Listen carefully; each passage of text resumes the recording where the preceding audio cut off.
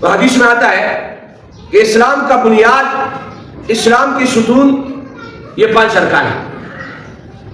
بنی الاسلام علی خمس شہادت ان لا الہ الا اللہ، سب سے پہلے اس بات کی گواہی دینا کہ اللہ کے سوا کوئی معبود نہیں، اور نبی اکرم صلی اللہ علیہ وآلہ وسلم اللہ کے رسول ہیں۔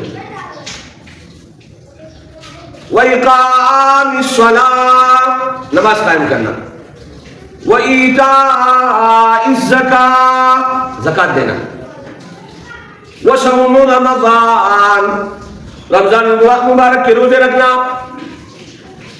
وَحَجُّ الْبَيْتِ مَنِ اسْتَطَاعَ إِلَيْهِ سَبِيلًا، اور بیت اللہ کا حج کرنا، من استطاع الیہ سبیلا، جس کو وہاں جانے کی استطاعت، طاقت اور قوت ہو۔ تو حج ایسا رکن ہے جس میں آپ کا بدن بھی صرف ہوتا ہے اور آپ کا مال بھی صرف ہوتا ہے، یعنی یہ رکن بدنی اور مالی عبادات کا مجموعہ ہے۔ جیسے روزہ ایسا رکن ہے جس میں بھی آپ کو پیسے خرچ کرنے کی ضرورت نہیں ہے، بلکہ آپ ایک مشقت برداشت کرتے ہو اور اس کا تعلق بھی بدن کے ساتھ ہے۔ زکوٰۃ ایسا رکن ہے جس کا تعلق صرف مال کے ساتھ ہے، اس میں بدن صرف کرنے کی ضرورت نہیں ہے۔ تو باہر کے بئی معنی ارکان اسلام منقسم ہوتے ہیں 2 عبادات کی طرف، جسے ہم تعبیر کرتے ہیں بدنی عبادات اور مالی عبادات سے۔ تو حدیث میں آتا ہے کہ اسلام کا بنیاد، اسلام کی ستون یہ 5 ارکان ہیں۔ بنی الاسلام علی خمس شہادت ان لا الہ الا اللہ، سب سے پہلے اس بات کی گواہی دینا کہ اللہ کے سوا کوئی معبود نہیں، اور نبی اکرم صلی اللہ علیہ وآلہ وسلم اللہ کے رسول ہیں۔ وَإِقَامِ الصَّلَاةِ، نماز قائم کرنا، وَإِيتَاءِ الزَّكَاةِ، زکوٰۃ دینا، وَصَوْمُ رَمَضَانَ، رمضان مبارک کے روزے رکھنا، وَحَجُّ الْبَيْتِ مَنِ اسْتَطَاعَ إِلَيْهِ سَبِيلًا، اور بیت اللہ کا حج کرنا، من استطاع الیہ سبیلا، جس کو وہاں جانے کی استطاعت، طاقت اور قوت ہو۔ تو حج ایسا رکن ہے جس میں آپ کا بدن بھی صرف ہوتا ہے اور آپ کا مال بھی صرف ہوتا ہے، یعنی یہ رکن بدنی اور مالی عبادات کا مجموعہ ہے۔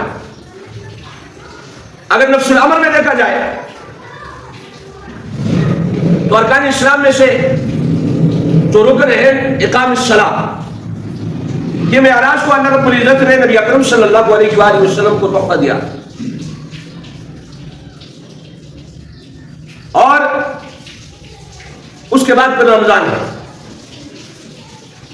اور پھر شوال سے جو ہے حج کا موسم شروع ہو جاتا ہے۔ اسی طریقے سے قرآن مجید میں بھی یہی ترتیب ہے۔ نماز کا آرڈر، اس کے بعد روزوں کے متعلق آرڈر، اس کے بعد وَأَتِمُّوا الْحَجَّ وَالْعُمْرَةَ لِلَّهِ۔ تو باہر کے حج جانی بدنی اور مالی عبادات کا مجموعہ ہے، اور حج کے بعد ارکان کو، حج کے بعد چیزوں کو اگر آپ دیکھیں تو حج میں مطلوب مقصود یہ ہے کہ مسلمان اس میں اپنے دیوانگی کا اظہار کریں، اپنے آپ کو عاشق ثابت کریں، اپنے آپ کو محبت کرنے والا، عشق کرنے والا ثابت کریں، اور بالکل عاشق کی کیفیت یہاں تک کہ اگر آپ دیکھیں تو یہاں تک آرڈر دیا گیا کہ اگر بال ہے بال کو کنگھی نہیں کرنا ہے. اسی طریقے سے کیونکہ اگر عاشق کی حالت اور کیفیت دیکھی جائے تو وہ عشق میں ان چیزوں کا لحاظ نہیں رکھتا ہے, وہ ان چیزوں کو دیکھتا ہے. اور دیوانہ وار آپ نے بیت اللہ کی طواف, اسی طریقے سے حجر اسود کو بوسہ دینا. اگر عشق مجازی میں ایک شخص مبتلا ہوتا ہے تو مجنون کے متعلق آتا ہے, وہ لیلا کے گاؤں جا کر دیواروں کو چومتا تھا. کسی نے کہا یہ کیا کر رہے ہو؟ دوسرے اشعار کہے اقبل ذا الجدار وذا الجدار لیلا. سوال اٹھانے والوں کو جواب دے رہا ہے. اقبل ذا الجدار وذا الجدار لیلا ولكن حب من سكن الديار شغفنا قلبی. میں دیواروں کو اس لیے چوم رہا ہوں کہ اس دیواروں کے رہنے والوں نے میرے دل کو اپنے عشق میں مشغول کیا ہے. اس مجنون کو اپنا والد حج پہ لے گیا, کہا عشق سے توبہ کر لو, عشق سے توبہ کر لو. تو اس نے پھر اشعار میں جواب دیا الہی تبت من کل المعاصی, الہی تبت من کل المعاصی ولكن حب لیلا لا اتوب. اے میرے پروردگار ساری توبوں سے, ساری گناہوں سے توبہ کرتا ہوں. الہی تبت من کل المعاصی ولكن حب لیلا, لیکن لیلا کی محبت سے لا اتوب, توبہ نہیں کرتا ہوں. یہ شخص عشق مجازی میں مبتلا ہے, دیواروں کو چوم رہا ہے, اپنے حالت کا کچھ پتہ نہیں. تو عرض یہ کر رہا تھا اس 5ویں رکن میں آپ نے اپنے آپ کو عاشق ثابت کرنا ہے, اور یوں ثابت کرنا ہے کہ عشق کے اعلیٰ مقام پر ہے. اس لیے جو مزاج عاشق کا ہوتا ہے اسی مزاج کے مطابق آپ نے رہنا ہے. اور آسائش, آرام, سکون یہ عشق کے منافی ہے. یعنی اگر آپ حج کے علاوہ زندگی میں کپڑے پہنتے ہو, سیے ہوئے کپڑے, اور سر پر ٹوپی رکھتے ہو, اسی طریقے سے بالوں کو سنوارتے ہو, ساری چیزوں کا لحاظ رکھتے ہو, تو وہاں پر آپ نے سیاہ کو کپڑا نہیں پہننا ہے, سر کو ڈھانپنا نہیں ہے. یہاں تک کہا گیا کہ اگر آپ کے سر میں اگر جوئے پڑ جائے آپ نے ماننا نہیں ہے, ورنہ دم لازم آئے گا. باہر کے اس 5ویں رکن میں جو کہ مالی اور بدنی عبادات کا مجموعہ ہے, آپ نے بالکل اللہ کے ساتھ عشق اور محبت کا منظر پیش کرنا ہے. پھر میرا عزیز ساتھیوں, آرڈر ملا, حکم ملا. ابراہیم علیہ السلام نے جب بیت اللہ کی تعمیر مکمل کی, وَأَذِّنْ فِي النَّاسِ بِالْحَجِّ, آپ جس طریقے سے آج کل کے سوشل میڈیا ہے یا ٹیکنالوجی کا دور ہے, وہ دور نہیں ہے. اللہ رب العزت نے ابراہیم علیہ السلام کو کہا کہ آپ اعلان کر دیے وَأَذِّنْ فِي النَّاسِ بِالْحَجِّ. اور حدیث میں آتے ہیں اس دعوت پر جس روح نے لبیک کہا ہے, جس شخص نے لبیک کہا ہے, اللہ رب العزت اسے بیت اللہ کی زیارت نصیب فرمائیں گے. اور بس ایسے لوگ بھی دیکھے گئے کہ وہاں کی رہائشی ہے, وہاں رہتے ہیں, لیکن حج کی توفیق انہیں نہیں ہے. اور بات ایسی بھی دیکھے گئے کہ جب بیت اللہ میں داخل ہوتے ہیں تو ان کی حالت خراب ہو جاتی ہے.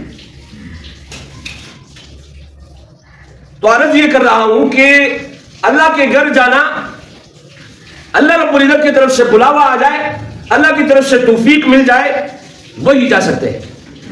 اور جنہوں نے وَأَذِّن فِي النَّاسِ بِالْحَجِّ پر لبیک کہا وہی جا سکتے ہیں. میرا عزیز ساتھیوں, جن لوگوں کے اوپر حج فرض ہو جاتا ہے اسے فوراً حج کرنے کی ضرورت ہے.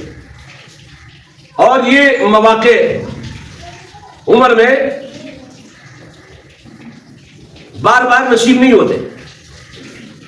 ہم کیا کرتے ہیں جناب والا, ایک گھر ہے تو دوسرا گھر بنایا جائے, ایک گھر اگر اس میں گزارا ہو رہا ہے تو اسے جو ہے بنگلہ بنایا جائے, ایک گاڑی ہے تو اس سے اعلیٰ کوالٹی کی گاڑی لی جائے, اور عمر اسی چیز میں صرف ہو جاتا ہے. اور پھر جب آخری عمر ہوتا ہے تو کوشش کی جاتی ہے کہ جناب والا جو حج فرض زندگی میں ہوا تھا جوانی میں ابھی جو ہے اسے کیا جائے. لیکن بیماریوں سے پھر جو ہے انسان کو وقت نہیں ملتا ہے, نہ وہ بیماریاں اجازت دیتی ہے کہ یہ انسان حج کر لے, اور دنیا سے ایسے ہی چلے جاتے ہیں. تو عرض یہ کر رہا ہوں کہ حج جو ہے یہ زندگی میں ایک مرتبہ فرض ہے, اور جب انسان پر فرض ہو جائے تو اس فرض کی ادائیگی یہ ضروری ہے. یہ ارکان اسلام میں سے ہے, اور حج کی ادائیگی فرض ہے. اگر یہ شخص ادا نہ کر لے اور دنیا سے چلا جائے میرے عزیز ساتھیوں, یہ فریضہ اس کے ذمے پر رہتے ہیں, یہ فریضہ اس کے گردن پر رہتے ہیں.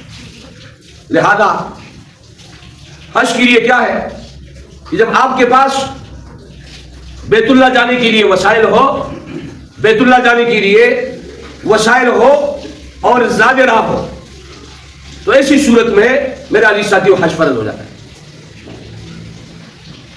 تو اکثر دیکھا گیا ہے کہ لوگ بدنی عبادات میں کوشش کرتے ہیں لیکن مالی عبادات سے پیچھے ہٹ جاتے ہیں, مالی عبادات سے پیچھے ہٹ جاتے ہیں.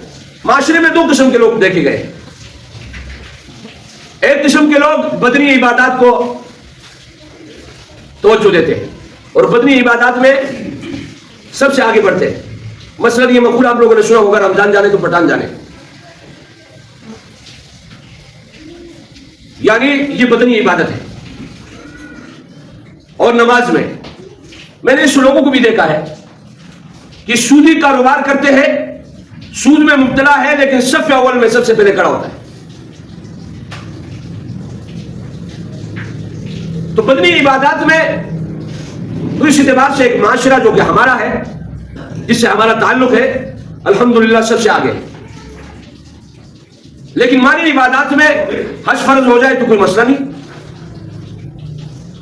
اسی طریقے سے زکوٰۃ فرض ہو جائے تو اس کے لیے جو بہت سارے بہانے. لیکن ایک طبقہ دیکھا گیا ہے کہ جو مالی عبادات میں سب سے آگے, بدنی عبادات میں سب سے پیچھے,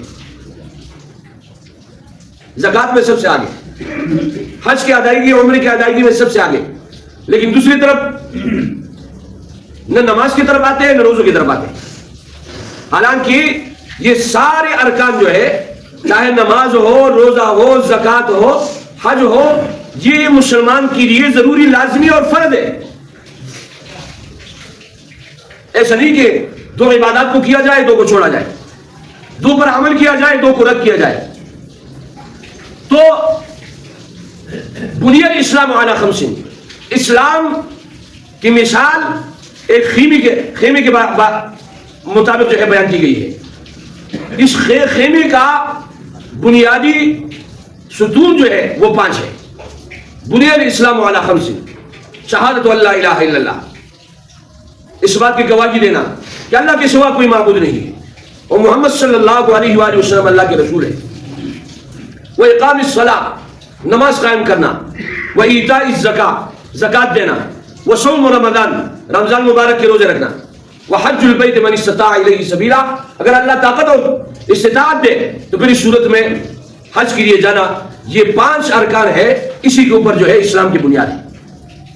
اور یہ ہر مسلمان کے لیے نماز بھی ضروری ہے, اسی طریقے سے زکات بھی ضروری ہے, اسی طریقے سے روزہ رکھنا بھی ضروری ہے, اور حج بھی کرنا ضروری ہے.